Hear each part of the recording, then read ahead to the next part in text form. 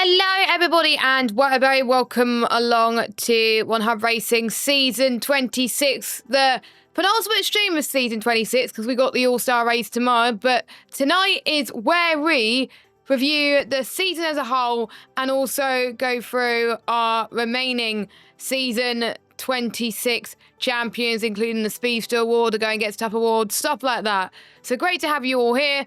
My name is Jess Ball, the lead P1 commentator and one of the owners of One Hub Racing. And joining me in the commentary box this evening is lead P2 commentator, Ivor and Mike. Mike, how you doing?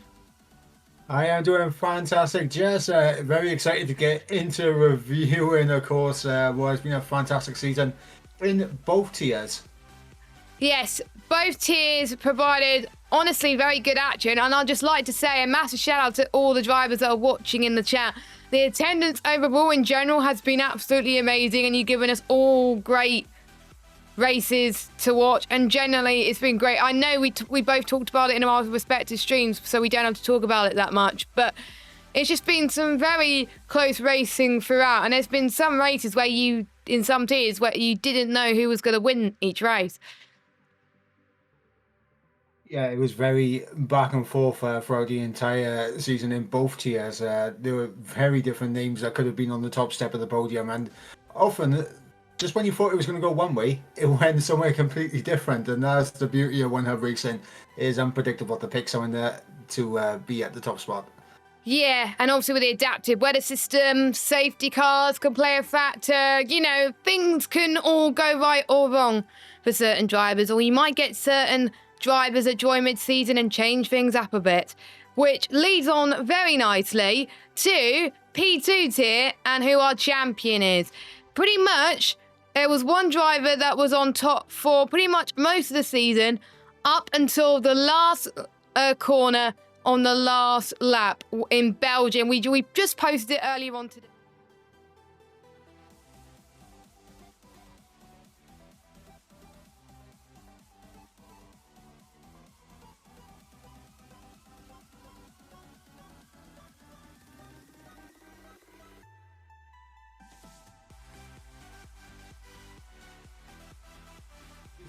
There we go. I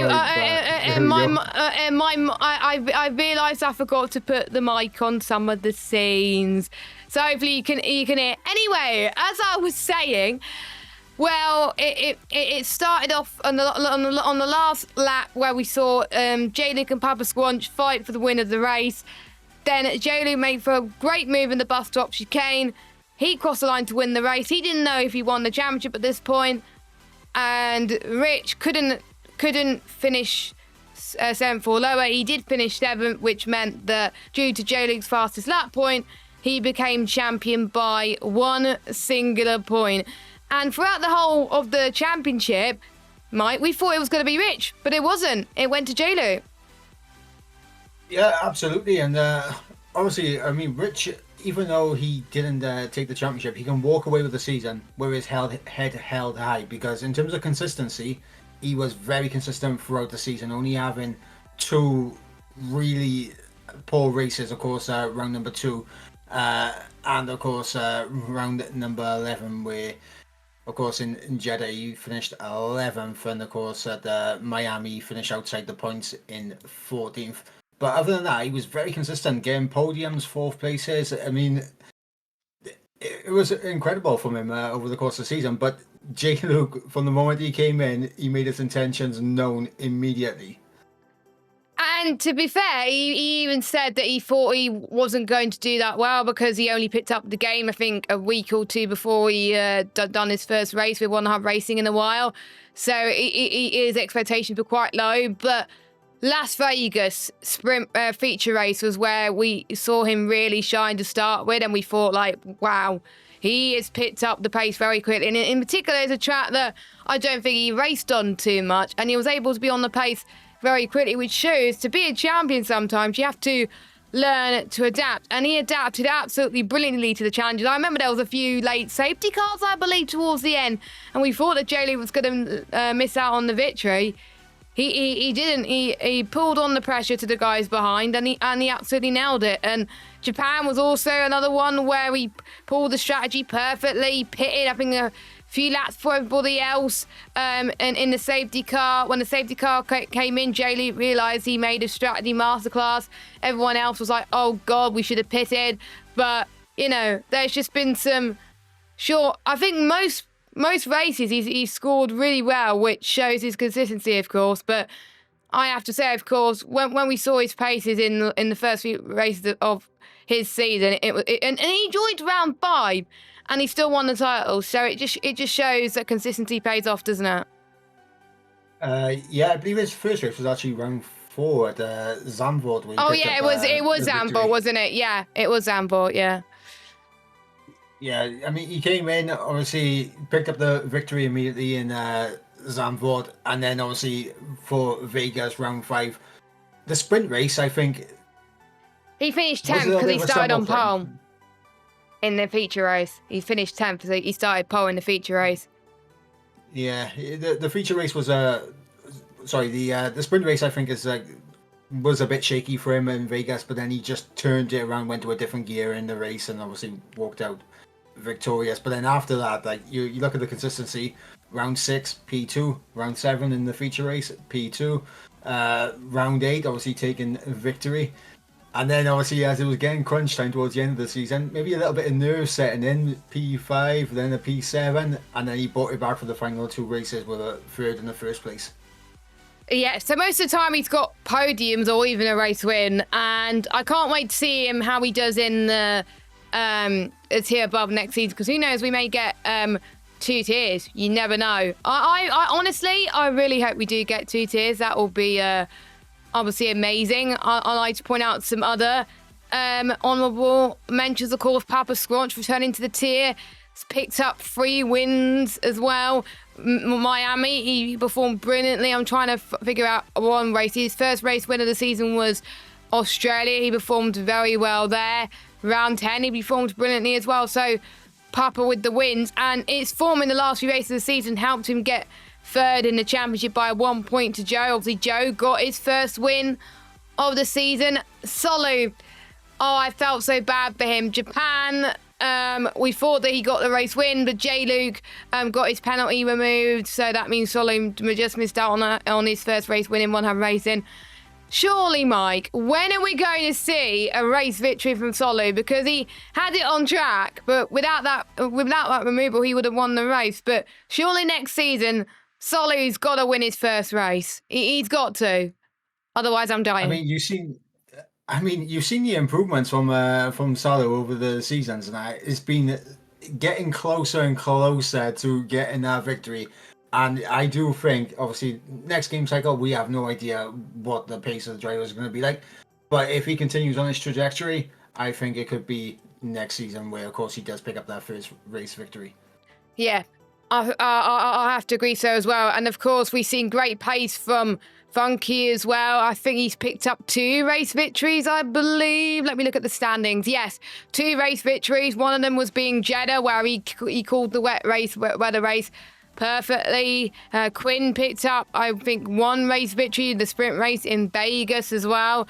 There was signs of brilliance at the start of the season, but again, he missed a few races. There were some races where he was feeling a bit unlucky, but maybe next season he can bounce back a little bit, and he could have fought a little bit for the title. But yeah, those are your drivers to point out for in P2, but your construct as well. We talked about Rich and J-Luke for the entirety of this segment. They won the Constructors title, and to be fair, they won it with, I think, a round to go, which showed the dominant pace they had over everybody. And don't forget, Rich started with a teammate that was not good, then Rich had a decent teammate, and Mercedes was just unstoppable.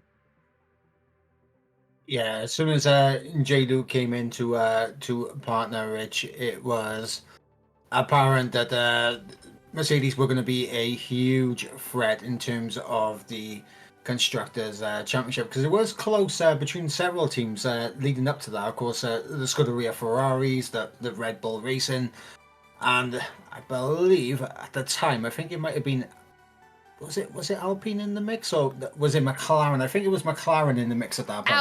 It was Alpine that was fighting for P2 in the constructors, which they did get. Yeah, I'm just trying to remember, like, obviously when J-Luke came in and McLaren were in the mix, I think they were at that point. I can't remember who. Honestly, I should know, because I'm a P2 tier coordinator. But hold on, let me look at where did McLaren finish? They did in the first 2 races. McLaren scored really well, but after that they dropped off a little bit, but they still score points in every race. It's hard to tell, really, but it really was a one-horse race between Mercedes, I think. But yeah, well deserved from Mercedes, and well done to obviously Mercedes for their Constructors' Championship.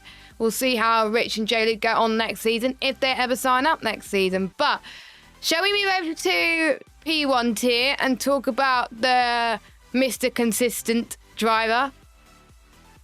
I think absolutely. Yes, we should. So obviously P1 Drivers' Championship got decided in Miami with 1 race to go, and this is what it said in the pudding, isn't it? Craggy, I have to say, has been one of the most... I've said it on one of the tweets the other day. He has been one of the most consistent drivers in 100 racing history. I'll go for his results, right? His lowest finishes were during sprint races, a 5th and a 6th place. Every other race, he has been on the podium, which is incredible. He's been mainly getting P2s. It took up to round 7 to get his first win, and then he picked up a win in round 9 and round 11.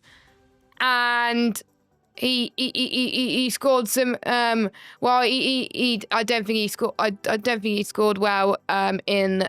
I'm trying to remember where he finished in Belgium, but I don't think he scored well there either. But he was fine for fun anyway. Finished 13th, I think. I think he finished outside the points in Belgium, but at that point he already had the championship wrapped up. I think he was driving for fun at that point. Yeah. So apart from those results, Mr. Consistent Craggy, there was no stopping him. Yeah, and obviously, like, my mind goes back to obviously when we did the pre-season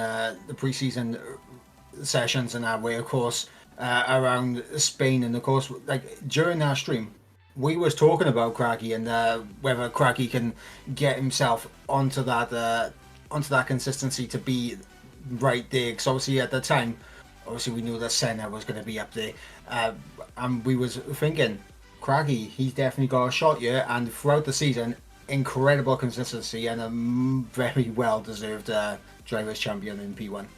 And I do remember last season, there was an interesting fight which were leading up to this season, actually, when Senna joined midway through, and I even predicted that those two were going to fight for it this season, which they did, and it became so close at the start of it.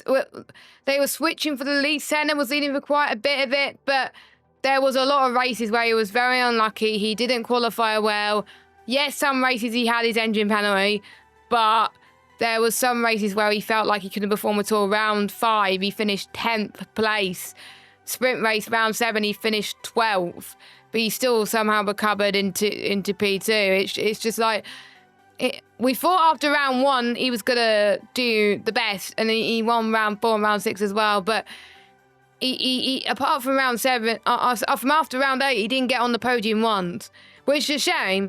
But those two pulled off a valiant fight all season long, and it was really, really great to see, especially within the opening few rounds of the season. Yeah, absolutely. It was very back and forth in terms of the battle between them at the start of the season.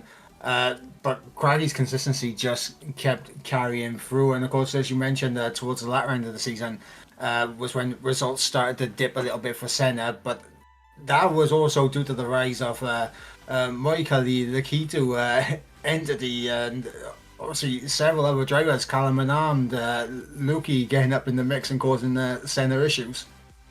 Yeah, I think towards the end of the season, there was a lot of drivers that you weren't expected to be up there do well. And I'm going to have to tell you a few highlights of P1 because obviously I was commentating on it. One of my highlights, Callum Unarmed, his first ever race win in one hub ever, Saudi Arabia. I remember you celebrating like crazy, Mike, because he was your teammate, of course. And that was fun to watch. Of course, Marco getting his first sprint win and then his first feature race win as well. Entity, his form picked up towards the end of the season. It was a shame he couldn't pick up P3 in the end or even a win, but surely the win is coming for Entity this season. Lukey picked up, I think, one podium, I believe, but that was a sprint race, but he showed he had it in him. Casper, he got a race win in Vegas, and I have to say it was one of my favourite race wins of all time. Nick got his first race win since season 10 in the top tier. He won in Qatar. I love that victory. And one of my personal highlights, my favourite, has got to be from Belgium. After a 4-year wait, he got his first feature race win in a league race for Lakitu, which I have to say is a quite incredible feat. And he is a legend at One Hub Racing, and I think everyone was happy pretty much. Because we had nothing to fight for, everyone was happy pretty much that Lakitu won the final race in the P1 tier that day. Yeah, absolutely. And obviously, Lakitu, again, he was pretty consistent throughout the season. Obviously, scoring points and regularly, like, around, sometimes just getting the podium down to, like, P6, P7. And that's kind of, like, where he was throughout most of the season. But you saw, obviously, in Belgium, it was absolutely fantastic for him to get the race win in the end. One person I want to highlight, of course, did pick up a race win as well, and it was my favourite race of the season, and that was Kieran at Suzuka. Oh, yes, it was, wasn't it? When we had the adaptive weather system, Mike gambled and pitted early. You were leading at one point, Mike. I was going to say, oh, is Mike going to win a race? Oh, my God. And then the tyres fell off, but Kieran paid off that strategy perfectly, and it was a shame his form didn't continue. He missed a few races, believe it or not.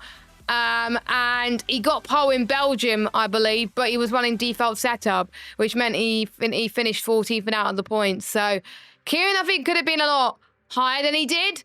But yeah, I agree for Kieran. Japan was definitely my highlight for him because he did so well, and it was great to see him back on form, and I would love to see him next season as well. And the Constructors Champions, again, they wrapped it up with one race to go, and I think Craggy was grateful that he had Lakitu. Lakitu was grateful that he had Craggy. They both worked really well together. Yeah, absolutely. It was seamless teamwork between the pair of them, and throughout the entire season, they both knew the task in hand. They both picked up consistent points throughout the entire season. In terms of like the lowest scoring amount of points that those two accumulated over the course of the season was 20 points at round 10. Wow. That is insane from Aston Martin. They score points in every race, but not just points, but a very good amount of points. So fair play to Aston Martin, and of course we'll see if they come back next season. I really hope they do. Could we see, of course, Craggy take his second ever title in the P1 tier, if he ever gets in the P1 tier again? We have to find out. So that's our champions that we already know about. Let's crown a few more awards. So we'll start off with the ones that we usually do in the season, but because we've all been busy, we forgot. So every month we're meant to do a driver of the month, where management and tier coordinators get to nominate a driver that they think has performed well during that month. And since the stream was coming up, myself and Lukey were getting our thinking hats on this afternoon, and we decided who is going to get driver of the month for each month for March, April and May. February was decided. February was myself, but we'll reveal the next few ones. So driver of the month in March goes to a driver who hit the ground running from day one, scored a couple of podiums and a few wins. I think his lowest position was a podium and he just performed so well. So that is why your driver of the day, not driver of the day, bloody hell, it's not a normal race. Your driver of the month for March, you'll get a lovely medal in the post. Cough, cough, Nick, I haven't got my February one yet. The driver of the month for March is Mr. J-Luke. Well done to J-Luke. You'll get a nice medal in the post coming up. We'll be in touch with you. Then we'll move on to April now. And this was, I think April was the toughest one, really. But we picked a driver who, to be fair share, he's had a fair share of bad luck in some races. But when he got to Bahrain, his pace really came alive and stood out across all the other drivers in that tier.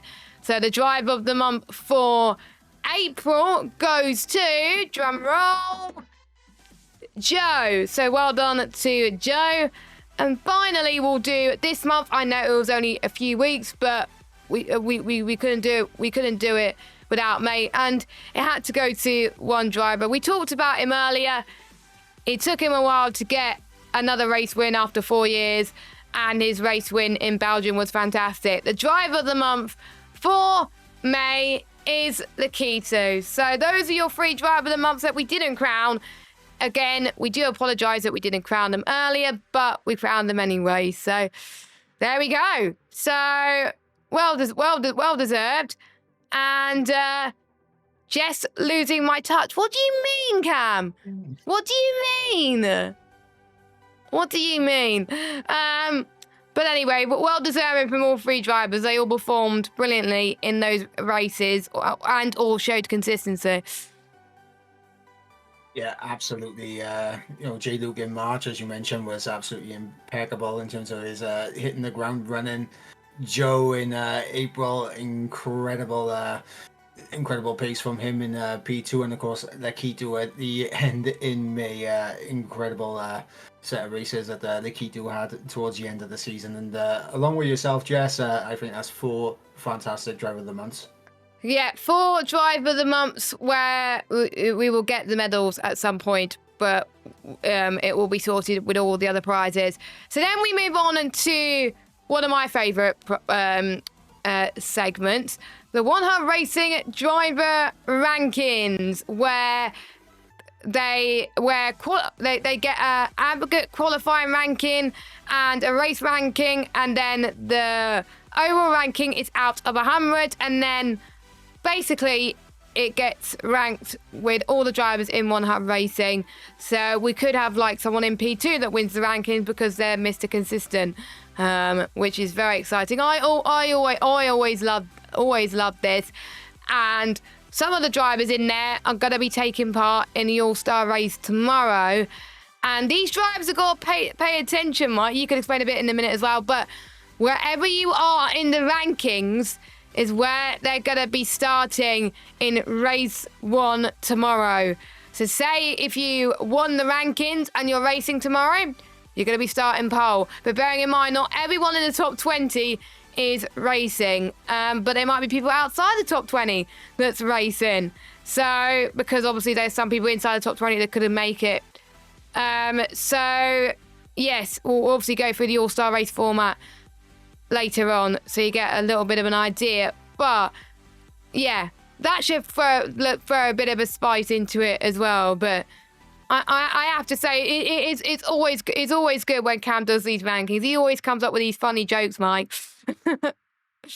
Honestly, when Cam does the rankings and he puts his little jokes in, I do always have a little giggle to myself. So Cam absolutely smashes it, I'm not going to lie.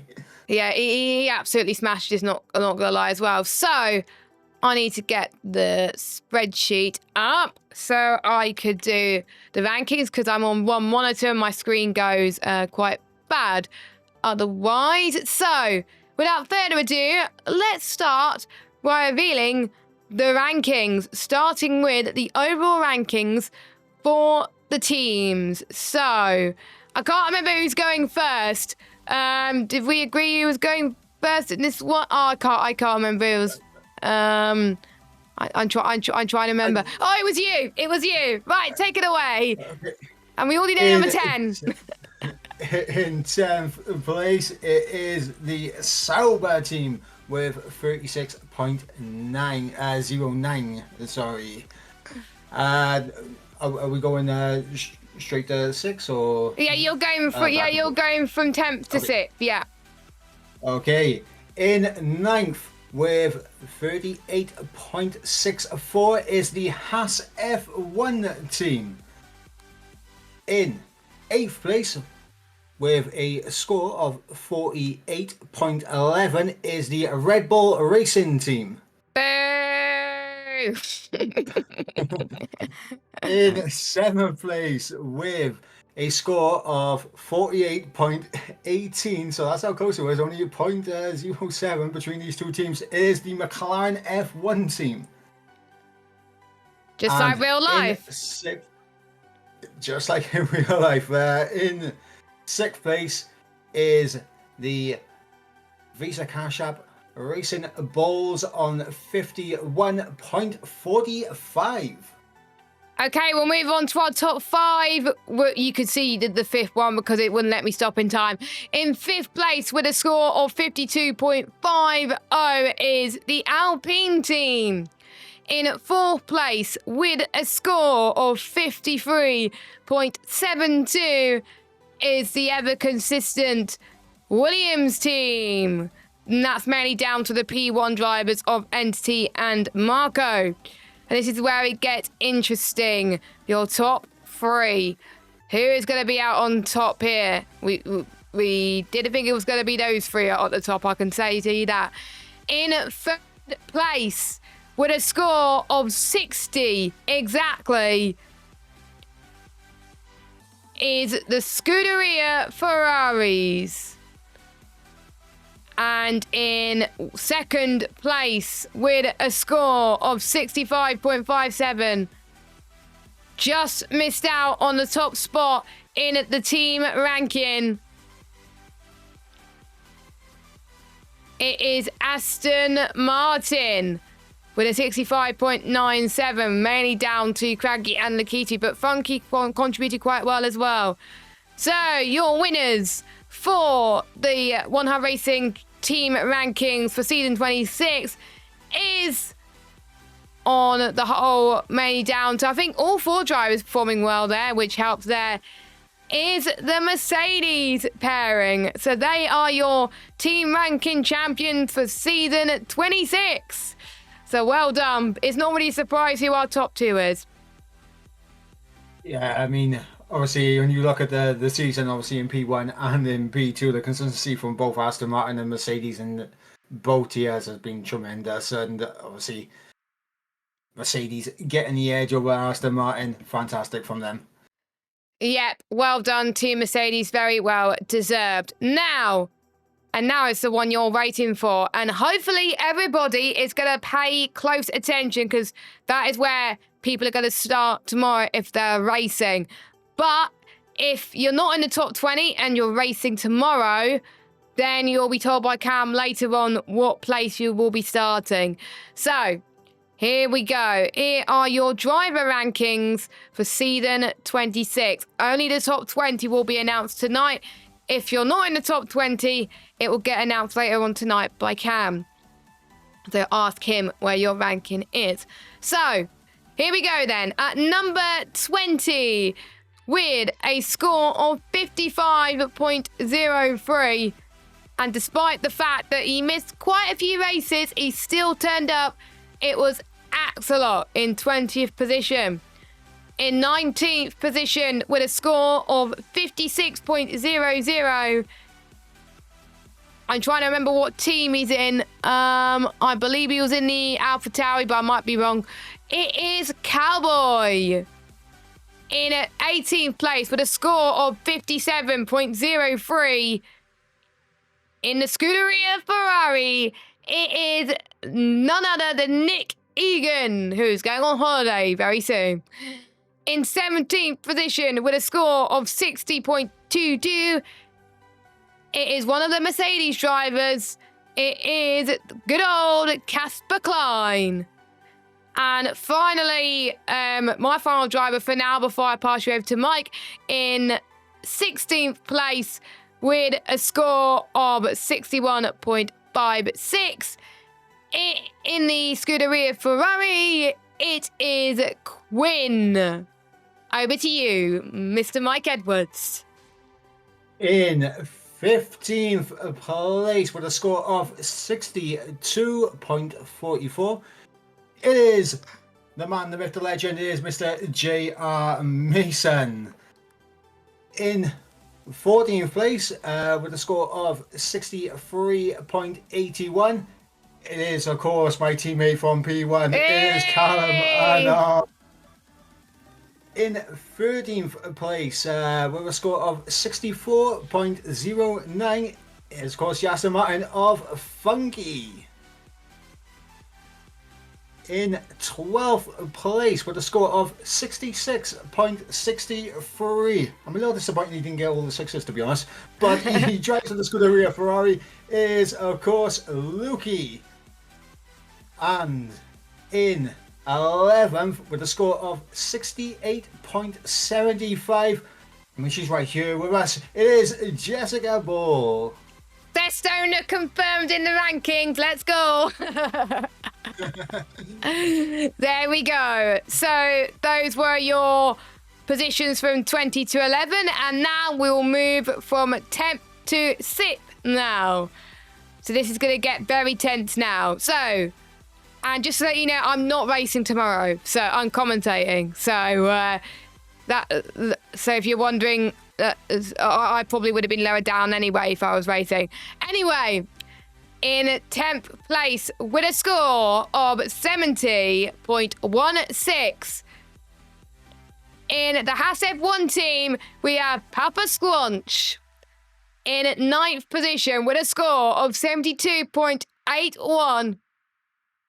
He was in the Alpine. He is the Vespertine founder. It is Mr. Solu. In 8th spot with a score of 73.56. The driver who picked up form towards the end of the season. It is, of course, Entity in the Williams in P1. In 7th place with a score of 74.88. And if he joined at the start of the season, his ranking would have been higher. But since he missed quite a bit of races due to no fault of his own because there were no seats, that is why he's so low down. But in 7th place with a score of 74.88, it is our P2 champion, J-Luke. And finally, before I pass you over to Mike, in 6th place with a score of 75.72. He is also in the Alpine. He picked up a race win in Bahrain. It is Joe. Over to you, Mike, to reveal from 5th to 1st. Okay, it's getting serious now, guys. We're in the top 5, and in 5th place in the Aston Martin, he picked up a race win at the end of the season in P1 with a score of 78.81. It is, of course, Lakitu. In 4th place with a score of 80.31 in that Williams, of course, a P1 driver, it is Moikali. And the top 3 now, this is where it gets really serious, guys, really serious. In 3rd place with a score of 81.72. He was a championship protagonist. He was in the Mercedes. It is Senna. And second, drum roll for second. You can barely hear my drum roll. I'm hoping people can hear my drum roll. In 2nd place with a score of 83.13. He just missed out on the P2 championship. On the final race of the season is, of course, Rich 500, which means the winner of the One Hub Racing driver rankings is, of course, the man, the myth, the legend, the P1 champion with a score of 85.22 is, of course, Craggy. Yes, congratulations, Craggy. You have won a Vespertine t-shirt, a One Hub Racing t-shirt, and I need to check from Cam if he's racing tomorrow. Yes, he is racing tomorrow, which means tomorrow he's going to be starting from pole position in the All-Star race with Rich in second and Marco in third. So that'll be your top three. So there we go. That is the One Hub Racing driver rankings done and dusted. And I'll give you an idea on what they won, because it's honestly a very good prize. A Pole Sitter Premium t-shirt belonging to Craggy. Now, we got 2 more prizes to give out. And this next one is the Speedster Award. And the winner of that award is the driver with the most combined poles and fastest laps. And there you go. I'm just trying to find the image. There we go.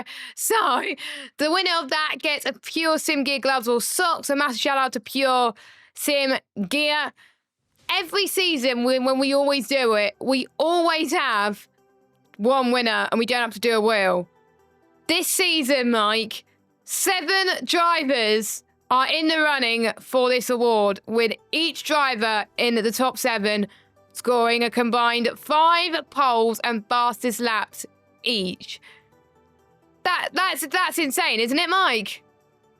It's incredible, and it's testament to the competitive nature of both tiers over the course of the season. I mean, we mentioned it a bit earlier, how we didn't have a clue who was going to come out on top race by race. And obviously, with the combined poles and fastest laps, that also is an indicator of we have no idea who's going to be on pole position and get fastest laps race to race. Yeah. And obviously, if you want to find out where you stack, if you're not in the wheel, then you could obviously let us know and we will give you it. But let's get the wheel and we will tell you who has won this prize. So there's 7 drivers.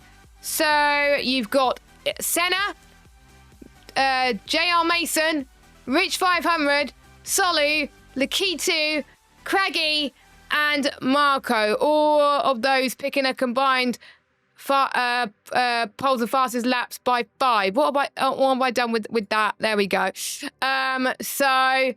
any of those names you are surprised about, Mike?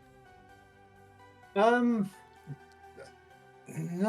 not really. I mean, obviously, Mason, of course, has done very well in terms of qualifying over the course of the season, and obviously in the races, he's when he's had bad races, he's generally been one of the quickest out of the guys outside the top 10. It's the same for a lot of the guys. Like when they do have bad races, they still pick up fast laps outside the top 10, and even sometimes within the top 10 as well, for the case of Senna, for example, and Craggy. So, I mean, I'm not really surprised by the names, but I'm surprised there's so many. I was surprised it was so many as well. I was looking at the list the other day and I was like, to Lukey, are you sure it's this amount?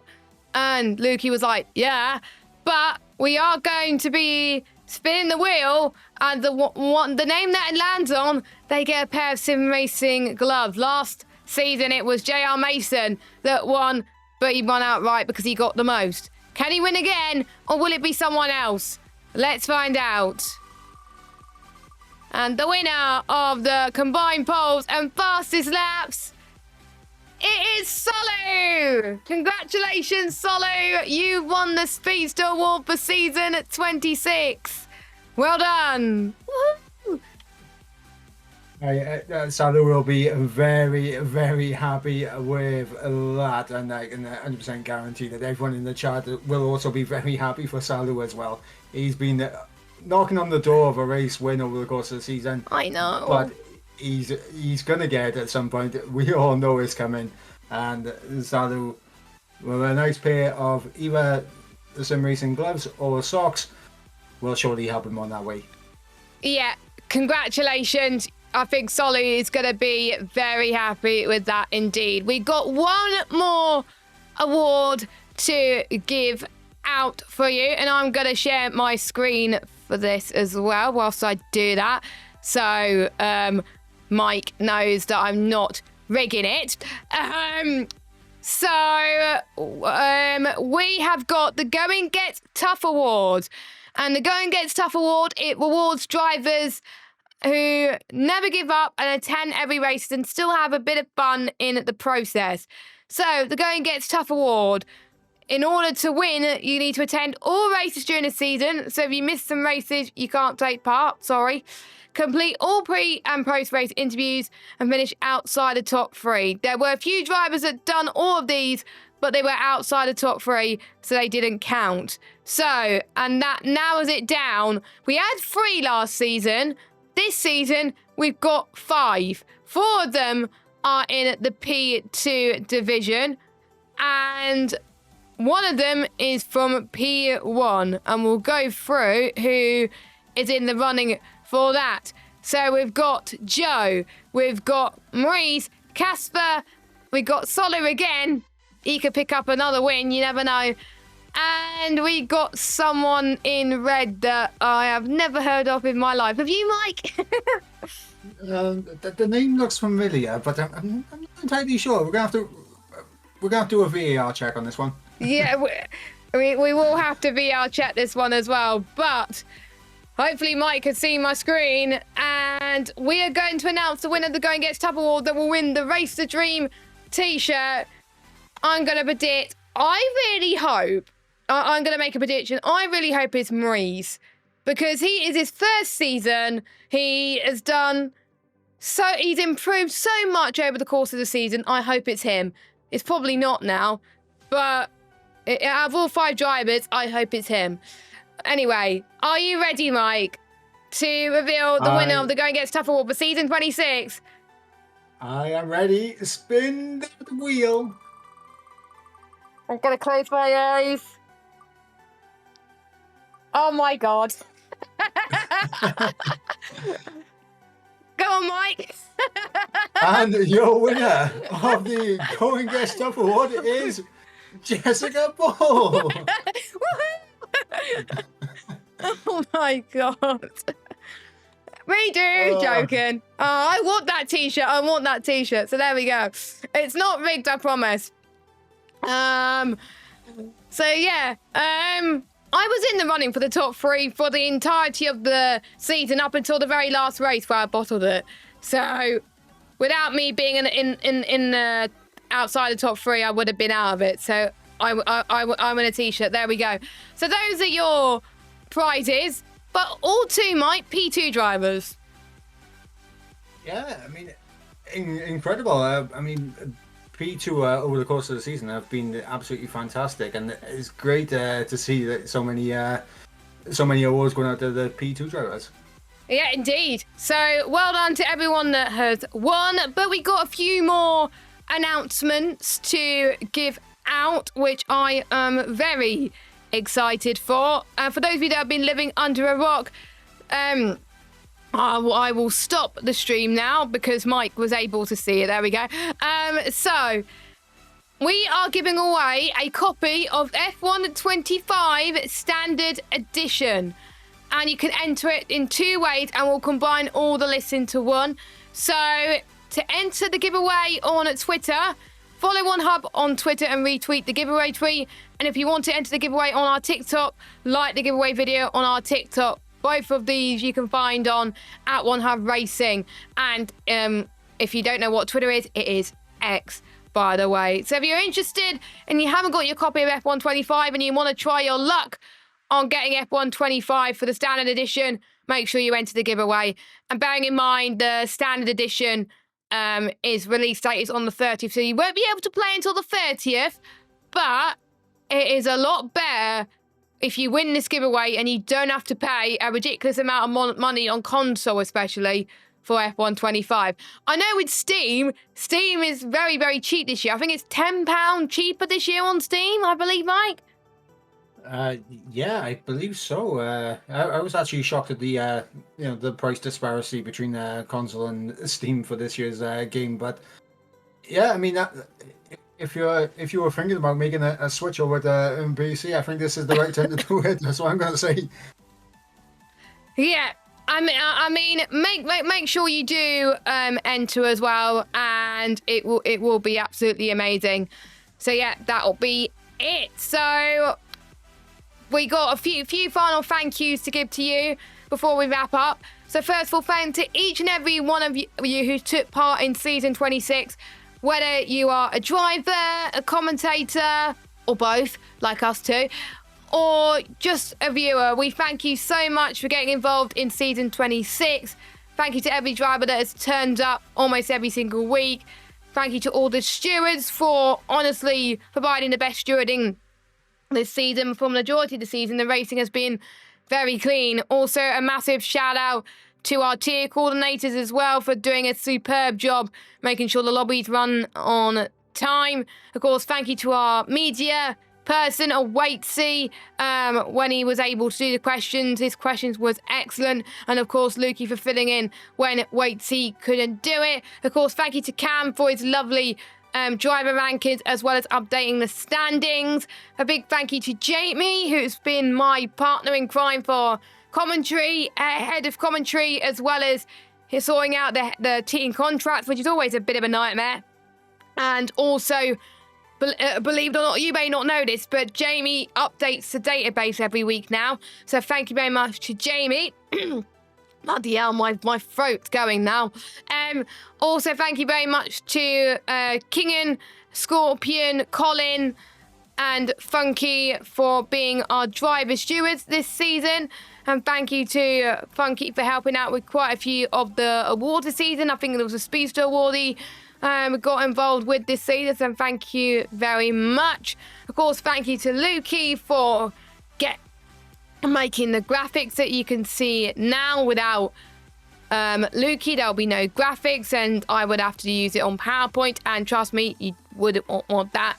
Thank you to Rageman for doing the engine work, and KK for sorting out the Discord, and you can't forget Nick for being the one who has suggested a lot of ideas for this season, and he's got some great ideas for next season, and you'll have to find out very, very soon. So those are my thank yous for season 26. There's a lot of them. I'm worried I missed a lot of you, but thank you to everybody. Thank you to all the commentators as well.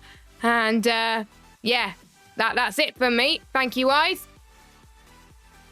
Yeah, absolutely, and I echo absolutely everything that you said, from obviously the drivers out there on track to the commentators who help make the show happen, obviously to you guys who tune in every single week, to the staff, whether it's stewarding or like in the admin team behind the scenes. A lot of praise needs to go on to every single one of you collectively for what has been an absolutely fantastic and enthralling season. And we very much look forward to what One Hub Racing is going to bring in the next game cycle and the next season.